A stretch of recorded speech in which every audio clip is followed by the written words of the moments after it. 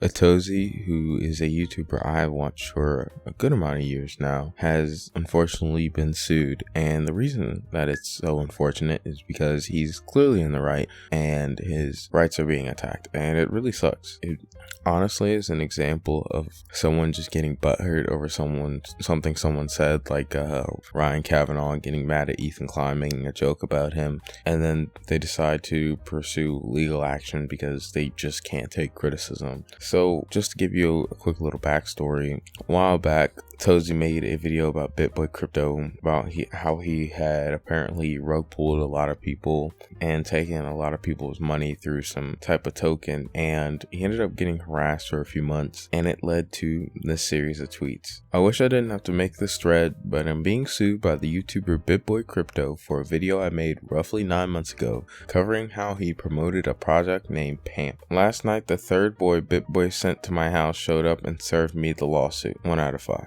So Pamp was the coin that apparently got rug pulled, and it's just so weird because apparently he kept sending cease and desist and then lawsuit drafts instead of like actually suing him. Instead, he just waited so long. I think he was just trying to scare him, really. And after a while, he realized that his bluff was getting called. Talking about BitBoy here, and he decided, oh, okay, I'm gonna sue you, Atozy, because you just made a video about me almost a year ago.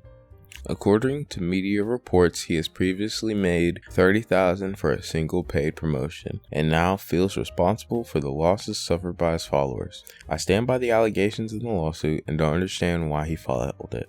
Well, I can venture a guess. This guy, more than likely, if he cares that much, is probably somebody who's like, oh, okay, you said something negative about me? Yeah, I'm going to do whatever I can to get back at you, alright? You threw a dodgeball at me, I'm going to come after you in the locker room and whack you with a towel. That kind of, like, just petty type of person. It just feels like he just would be that kind of way. Also, $30,000 for a single paid promotion is crazy.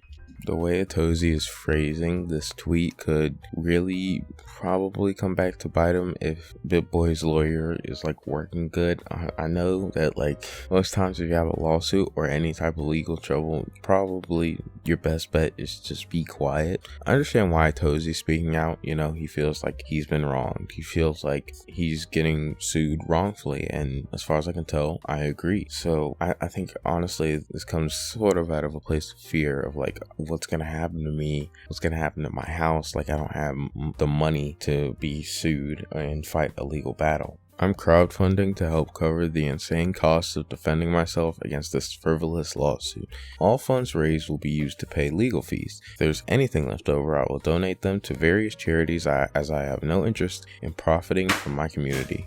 Honestly, it's good to see a lot of people are supporting him already, like verbally throughout these tweets and on the video that he posted. So I'm sure that he'll be able to get some levels of support. I don't know if it'll be as much support as he wants or as much as he needs to cover all of his expenses, but I'm sure he will get help. He does have a big fan base. He's a good YouTuber. He seems like a nice guy. So a lot of people are going to be like, yeah, we got to fight this guy. We got to take down BitBoy Crypto, so let's give him the money to fight him and send him on his way. Sucks that he does have to like reach out to people to be like, hey, can you guys help me to fight this? Like, I wonder what people like with big fan bases do, what without big fan bases have to do when they just can't afford to fight back, I guess. Declare bankruptcy. I don't know a ton about the law. I guess that would have to be your course of action. I mean, if you can't pay to fight back and you can't pay to do anything else, I guess your only course of action is to just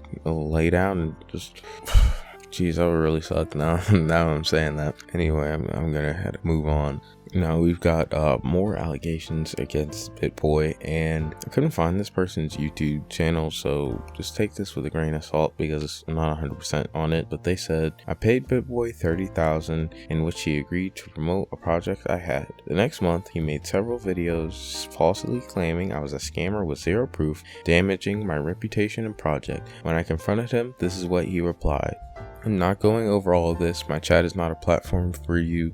Sue me, bro, if you got a problem. The main reason I included this accusation is because I basically just wanted to talk about how a lot of people in response to this tweet have just been calling BitBoy a bad person, and they've been saying that they knew he was a scammer for a long time, and this is just run of the mill for him, par for the course. Just thought it was interesting. Again, take it with a grain of salt. We have another thing that you should take with a pretty big grain of salt, because I don't know where this guy got this from, but it's a sheet showing apparently how much BitBoy Crypto charges for different things on his channel. He's got 1.3 million YouTube subscribers, and he's charging $40,000 for a YouTube interview. That's so ridiculous. A live stream mention is $20,000. There's no way that it would be even worth that. It's not like that many of his fan base. Even if it were me, right, and he were to have like 10% of his fan base come over from that live stream mention, that's still not $20,000 that I would be making back, at least not instantly. Maybe I would get there eventually, but there's no guarantee of that. It's just pretty wild. And plus, people might hear the live stream mention and just be like, oh, this is some idiot, I don't want to hear this, let's get to the actual crypto stuff, dude. Like, skip this. They just view it as an ad, and so they don't even listen. And then you're 20,000 in the hole for what? Now, I got a tweet that I want to end this all off with. Guess BitBoy Crypto has never heard of the Streisand effect. Dude's clearly used his audience to exploit liquidity, and the media propping him up like a reliable source is sad. I think this is pretty true when it comes to the Streisand effect, especially given how I had no clue who this guy was before this drama, and now I have heard nothing positive about him at all. So this is not going to be good for his reputation in the long run. Lawsuits never are, especially when you're suing and you're on the wrong side. I mean, look at Dev Noodles. Like, his reputation took a big hit after he sued Keemstar over a choke, which, I mean, it wasn't in the best shape regardless, and now he's almost off the deep end. But like, still, it's never really looks good for someone to be suing a YouTuber, especially if you are also a YouTuber. Thinking about the whole Matt Haas thing,